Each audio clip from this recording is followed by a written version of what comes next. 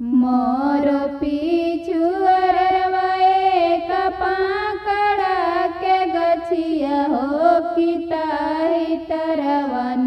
मोर पिछुअरवा एक पाकड़ा के गछिया हो कि ताही तरवन। एक रोवेली तिरियावा हो कि ताही तरवन। एक रोवेली तिरियावा हो कि ताही तरवन। रोवते रोवते तिरिया करली गोहरवा हो कि ताही तरवन। होई जाई ना सहाइया हो जितवाहन बाबन। होई जाई ना सहाइया हो जितवाहन बाबन। किया हम मारनी गैया से भैंसिया हो कि किया हमन।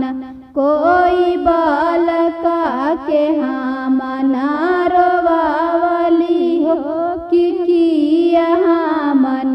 काउनी तपस्या चूका हम काइनी कि भूली गइलन।